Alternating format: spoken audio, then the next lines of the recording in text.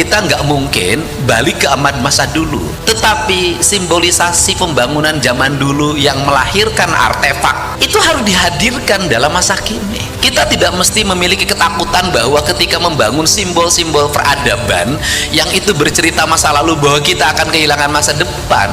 Kenapa? Pusat-pusat industri kepariwisataan yang memiliki basic latar belakang sejarah pasti bercerita masa lalu. Orang pergi ke Jogja itu cari masa lalu, orang pergi ke Bali itu cari masa lalu. Semua ditata, hadirkan arsiteknya. Kemudian setiap desa itu membuat buku sejarahnya, kemudian dipadukan dengan pembangunan yang kekinian. Kenapa? Karena modal dasar bagi semua pembangunan itu hanya kebersihan, ketertiban, dan keindahan. Tiga hal ini. Maka fokus negara pada tiga.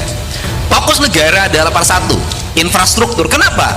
Gak ada pembangunan tanpa infrastruktur. Industri gak akan maju tanpa infrastruktur. Pertanian tidak akan bisa berkembang tanpa infrastruktur. Kelautan tidak akan bisa berkembang tanpa infrastruktur.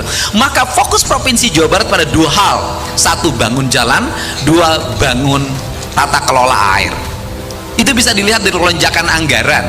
Dulu waktu Provinsi Jawa Barat anggarannya 37 triliun, anggaran jalannya kisaran 400. Sekarang anggaran Provinsi Jawa Baratnya hanya 31 triliun, sekarang sudah menyentuh 3 triliun. Yang kedua, infrastruktur air, PSDA.